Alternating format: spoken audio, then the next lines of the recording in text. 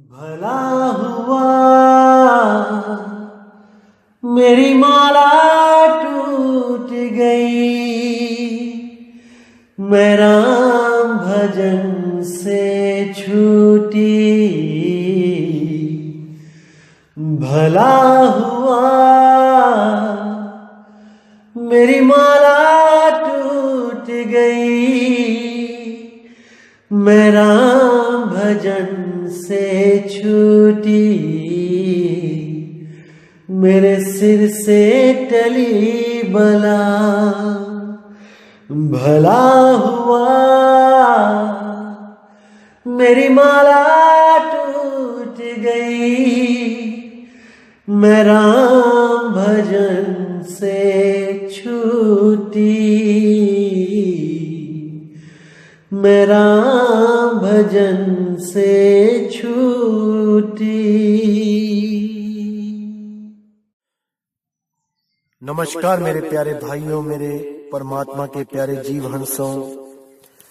मालिक से यही अरदास करूंगा हमेशा कि आप सब मेरे भाइयों का विवेक इतना बढ़े, इतना बढ़े, इतना बढ़े कि ऐसी कोई चीज ना रहे जो मेरे प्यारे भाइयों को समझ ना आए, या ऐसा कोई संदेह या संशय मन में ना रह जाए जिसके चलते वो भ्रमित हो जाएं।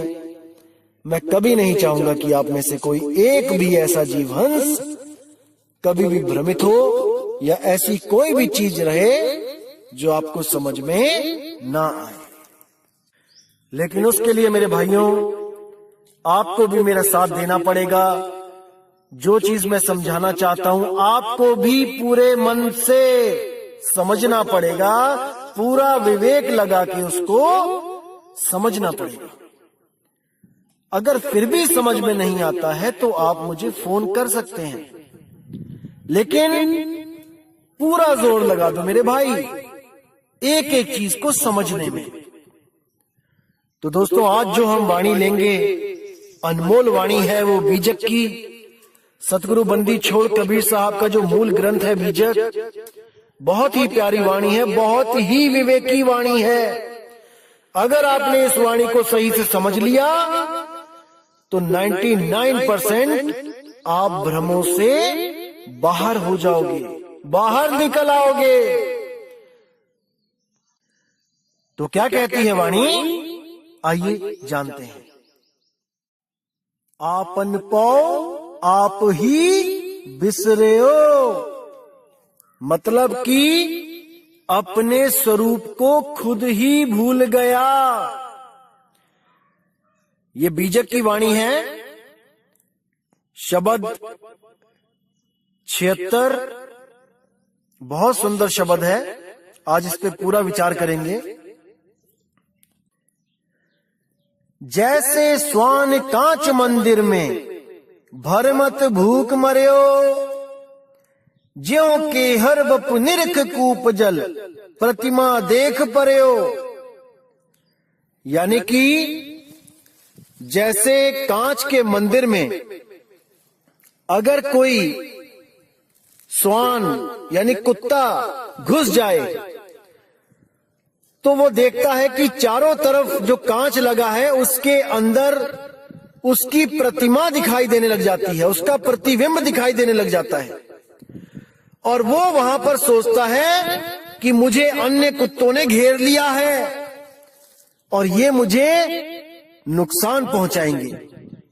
और वो उन कुत्तों की तरफ देख के, यानी अपने ही प्रतिबिंब की तरफ देख के भौंक भौंक के अपने प्राणों को त्याग देता है।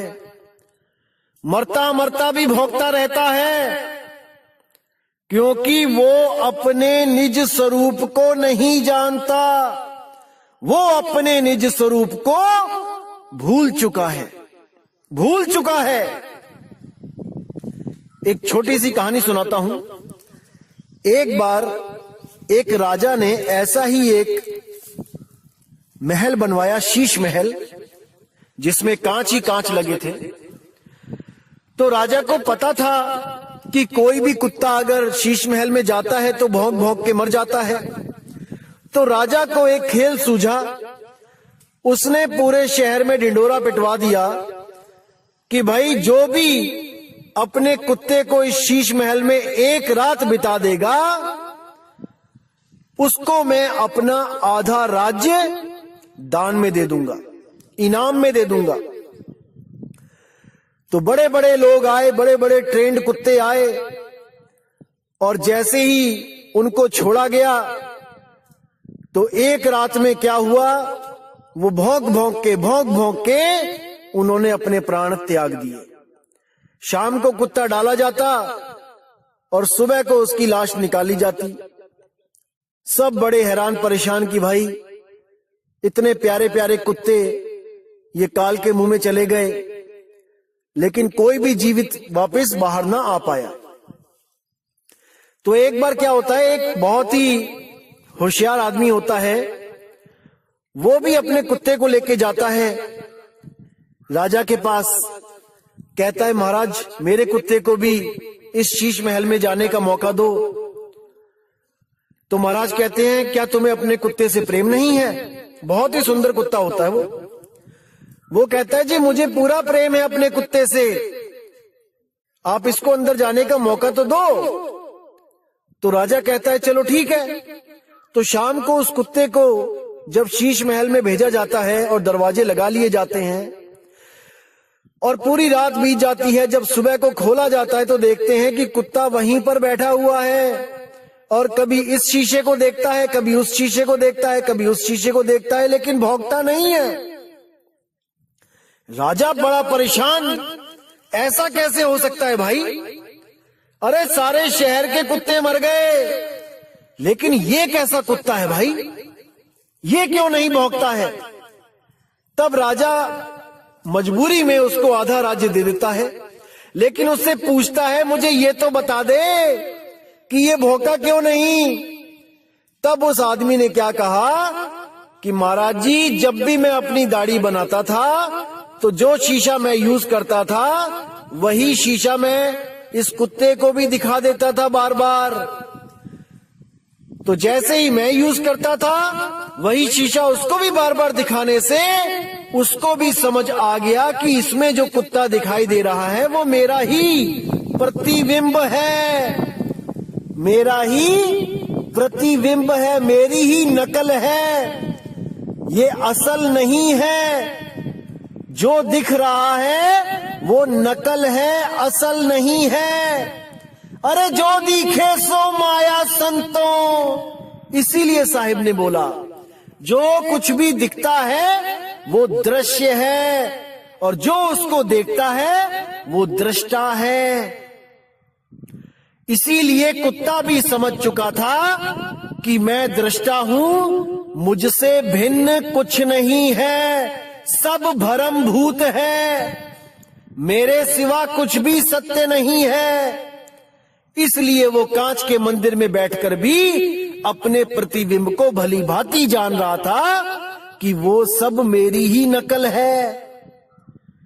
लेकिन कुछ लोग जो इस कुत्ते से भी गए गुजरे हैं विवेक बुद्धि में, वो उस प्रकाश को देखकर, वो किसी आकृति को देखकर, वो किसी महलों को देखकर, वो आम के बगीचों को देखकर, सोने की सड़कों को देखकर उनको असल मान बैठते हैं कि वो सब असल है, असली स्वर्ग है, असली सतलोक है, असली अगम अनामी लोक है। अरे मेरे भाई ये सब नकल है। जो दिखे सो माया संतों, रंग बदले बहरूपिया। समझ जाओ, समझ जाओ, समझ जाओ, फिर मौका नहीं मिलेगा मेरे भाई, समझ जाओ। तो कहते हैं जैसे सोन कांच मंदिर में भरमत भूख मर्यो, ज्यों के हर बपू निरख कूप जल प्रतिमा देख पर्यो। जैसे एक शेर की कहानी सुनी थी आपने, वो शेर जब कुएं में अपनी ही प्रतिमा को देखता है और सोचता है कि कोई और शेर आ गया है जो मुझे चैलेंज कर रहा है लड़ने के लिए, तो वो उस कुएं में छलांग मार देता है और अपने प्राणों को खो देता है। केवल इसीलिए क्योंकि वो नहीं समझ पाता कि जो दिखे सो माया। अरे जो प्रतिबिंब दिख रहा है वो मेरा ही छाया है, मेरा ही नकल प्रतिबिंब है, असल तो मैं कुएं से बाहर हूं। नहीं समझ पाता। अब कहते हैं वैसे ही गजफटक शिला में दशनन आन अर्यो, मरकट मूठ स्वाद नहीं बिहुरे, घर घर रटत फिर्यो। जैसे जंगल में एक शिला होती है तो हाथी अपने स्वरूप को ना पहचानने के कारण उस शिला को हाथी समझ जाता है और सोचता है कि कोई और हाथी मुझे चैलेंज कर रहा है झगड़ा करने के लिए, और उस शिला पर वो धक्का दे दे के अपने सिर से लड़ लड़ के उस शिला से अपने प्राण त्याग देता है, वहां पे अड़ जाता है। दशनन आने अड़ियो, मरकट मूठ स्वाद नहीं बूहरे, घर घर रटत फिर्यो। जो बंदर पकड़ने वाले जो होते हैं वो क्या करते हैं, कुछ चने लेते हैं, जमीन पे बिखेर देते हैं और वहीं पर एक जमीन में एक सुराही गाड़ देते हैं जिसकी गर्दन बहुत पतली होती है सुराही की, और उसके अंदर भी कुछ चने के दाने फेंक देते हैं। तो बंदर जब ऊपर के चने सब खा लेता है जमीन के और देखता है कि सुराही में क्या है, जब उसको दिखता है कि चने हैं तो वो अपना हाथ डालता है। जब हाथ डालता है तो सीधा डल जाता है, लेकिन जब वो मुट्ठी भर लेता है चने की तब उसका हाथ बाहर नहीं आता, क्योंकि वो मुट्ठी दबोच लेता है, टाइट कर लेता है। चने दबोचता है, मुट्ठी टाइट हो जाती है, वो लॉक लग जाता है, फंस जाता है। अब वो अगर चने छोड़ के हाथ बाहर निकाल ले तो वो आजाद हो सकता है, लेकिन उसको लगता है कि मेरा किसी ने हाथ अंदर पकड़ लिया है, क्योंकि जब मैंने हाथ डाला था तब तो बड़े आराम से डल गया था, अब मैं निकाल रहा हूं तो हाथ निकल नहीं रहा है, मुझे किसी ने पकड़ लिया है। केवल और केवल उस लालच के कारण। अगर वो मुट्ठी खोल दे तो वो बाहर आ सकता है, लेकिन मुट्ठी बंद रखता है क्योंकि चने ना कहीं छूट जाएं। तो एक मुट्ठी चने के कारण वो पूरी उम्र घर घर नाचता है, घर घर नाटक करता रहता है और महादुख पाता है, आजादी को हमेशा के लिए खो देता है। ये केवल और केवल अपने निज स्वरूप को ना जानने के कारण मेरे भाई। तो आगे कहते हैं, कहे कबीर ललनी के सुवना तोहे कवन पकड़ियो। नलनी के सुवना का मतलब क्या है? आपने देखा होगा कि तोता पकड़ने वाला जो शिकारी होता है वो क्या करता है, तोते को पकड़ने के लिए एक खोखली पाइप लेके आता है, जो अंदर से खोखली होती है, उसको एक धागे में बांध देता है। जैसे कपड़ा सुखाने के लिए जो एक तार बंधी होती है, मान के चलो कि उसी में एक पाइप जो खोखली है वो चढ़ा देता है ऊपर, अंदर धागा है, ऊपर पाइप है, और नीचे रख देता है बहुत बड़ा टब पानी से भर के, और उसी पाइप पे बांध देता है मिर्ची। अब तोता जब दूर से देखता है कि मिर्ची बंधी है तो उसको नहीं पता होता है कि ये पाइप है कि ये एक डाल है या एक तार है जिस पे मैं जाके बैठूं। उसको यही लगता है कि एक बैठने के लिए जगह बनी हुई है जिस पे मैंने जाके बैठ जाना है। तो जैसे ही वो वहां पे जाता है, जैसे ही वो पाइप पे बैठता है, वो पाइप क्या होती है, वो घूम जाती है। अब तोता जहां सीधा बैठता है वो उल्टा हो जाता है, और जैसे ही उल्टा होता है एकदम उसकी नजर नीचे पड़े, पानी पे पड़ती है और वो डर जाता है। डर के मारे उसके जो पैर होते हैं अपने आप टाइट हो जाते हैं, कस के पकड़ लेता है। कस के पकड़ने के कारण वो पूरा उल्टा लटका होता है और वो सोचता है कि मुझे किसी ने बहुत जोर से पकड़ लिया है, और इस ललनी ने इस पाइप ने मुझे कस के पकड़ लिया है और अब ये मुझे छोड़ नहीं रही। इसी भ्रम में वो लटका रह जाता है और शिकारी आके उसको दबोच लेता है। अगर वो ये भ्रम निकाल दे कि इसने मुझे पकड़ा हुआ है और इस ज्ञान में आ जाए कि मैंने पकड़ा है इसको, मैं छोड़ के इसको उड़ सकता हूं। अगर इस ज्ञान को वो ग्रहण कर ले तो वो कभी भी पिंजड़े में कैद ना हो पाए। लेकिन अज्ञानतावश वो यही समझता रहता है कि इस नलनी ने, इस पाइप ने मुझे पकड़ लिया है और मैं अब उड़ नहीं पाऊंगा। बस इसी भ्रम में वो शिकारी के हाथ लग जाता है। इसीलिए साहिब बोल रहे हैं, कहें कबीर ललनी के सुवना तोहे कवन पकड़े हो। अरे तुझे किसने पकड़ा है रे, तूने पकड़ा है इसको। इसीलिए बोल रहे हैं, हे जीवात्मा तुझे कोई नहीं पकड़ सकता, काल तुझे नहीं पकड़ सकता, माया तुझे नहीं पकड़ सकती, 3 गुण तुझे नहीं पकड़ सकते, 5 तत्व, 25 प्रकृति, 10 इंद्रियां तुझे नहीं पकड़ सकते। तू आजाद है, लेकिन तूने इसे पकड़ रखा है, इसलिए तू गुलाम है, इसीलिए तू गुलाम है। अगर तुझे कोई ऐसा गुरु मिल जाए जो तुझे तेरा निज स्वरूप लखा दे और इस जड़वत प्रकृति से तुझे अलग कर दे, तो तुझे कोई नहीं पकड़ सकता। अरे नलनी के सोना तो हे कवन पकड़े हो, तुझे कौन पकड़ सकता है, अर्थात कोई नहीं। अरे ये धरती हांडी भई, ढकना भयो आकाश, 3 लोक ईंधन भया, जीव को कहा निकास। सतगुरु हांडी फोड़ के ढकना दियो उघार, और सुरत चली सतलोक को काल रहा झक मार। ये सुरत अपने निज स्वरूप उसको प्राप्त करने के लिए चली और ये काल झक मार रहा है। ये उसको नहीं पकड़ सकता, क्योंकि उस सुरत के बिना ये बेजान है, जड़ है। केवल उस सुरती की वजह से ये तन और मन चलायमान है, ये जीवित हैं। जैसे आप कार चलाते हो, कार जड़ है, आप चेतन हो, आपके द्वारा कार चलाई जाती है, आपके बिना कार नहीं चल सकती। समझो इसको, आप हो जो इसको चला रहे हो। इसी तरह तन और मन आपको नहीं पकड़ सकते, क्योंकि आपके बिना ये मुर्दा है, मुर्दा। लेकिन आपकी शक्ति से ये जीवित होके इस 3 लोक को बसा के बैठे हैं। 3 लोक में इनका राज है, आपको गुप्त कर दिया गया है, ये प्रगट है, और आप उस गुप्त रूप को, उस गुप्त नाम को, उस निज नाम को नहीं जान पा रहे। इसीलिए बंदी छोड़ को यहाँ पर आप जैसी देह बना के आना पड़ता है, देह धारण करके आना पड़ता है। वो देहधारी नहीं है कि उसकी कोई अपनी देह है, वो देह धारण करके आता है।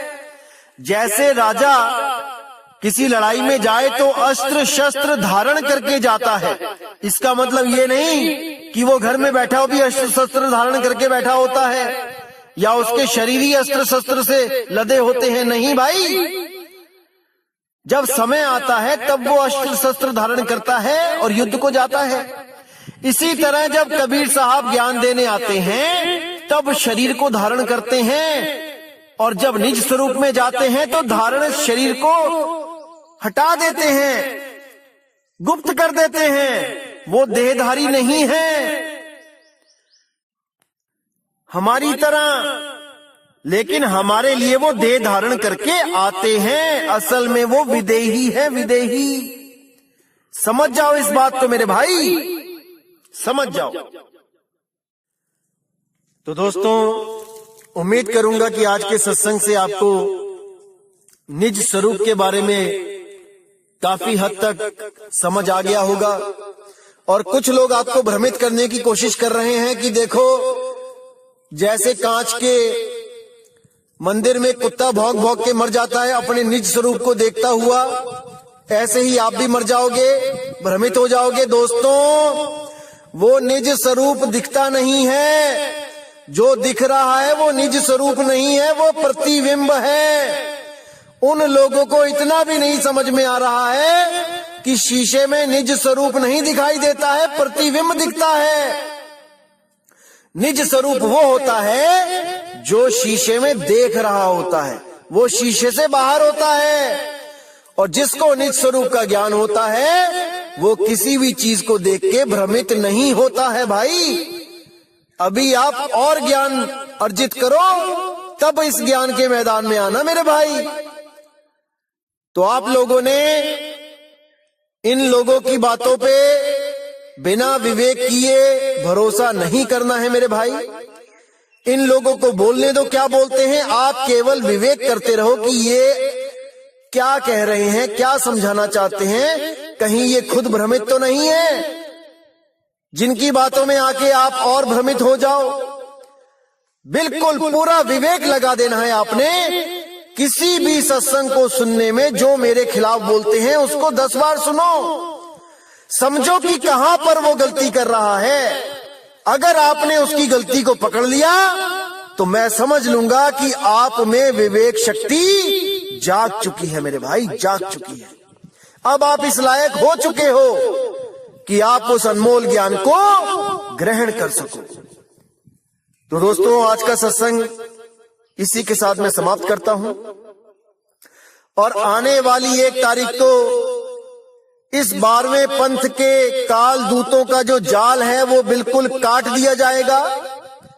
ऐसा कोई भ्रम नहीं बचेगा जो ये किसी को भ्रमित कर सकें। उस भ्रम का नाम लेके हर चीज बिल्कुल क्लियर कर दी जाएगी। और इनके पंथ का जो अज्ञान है वो 1 अप्रैल फूल वाले दिन खत्म कर दिया जाएगा, ताकि ये आने वाले किसी भी भगत को फूल ना बना सके, मूर्ख ना बना सके। ये 1 अप्रैल फूल आखिरी मूर्ख दिवस होगा भक्त समाज के लिए जो सच में परमात्मा को खोज रहे हैं। इस 1 अप्रैल फूल के बाद कोई भी अधूरा गुरु किसी भी भगत का 1 अप्रैल फूल नहीं बना पाएगा भाई, नहीं बना पाएगा। लेकिन आपने पूरा विवेक लगा देना है दोस्तों सत्संग को समझने के लिए। दास पूरी मदद करेगा आपकी कि आप इस सब भ्रम से बाहर आ सको। तो दोस्तों मुझे विदा दीजिए। जय गुरु बंदी छोड़ वैराग साहेब, जय गुरु बंदी छोड़ साधु शरण साहेब, जय गुरु बंदी छोड़ मदन साहेब, जय जय सतगुरु बंदी छोड़ सतगुरु कबीर साहेब की सदा ही जय हो, सदा ही जय हो मेरे मालिक की साहिब बंदगी सतनाम।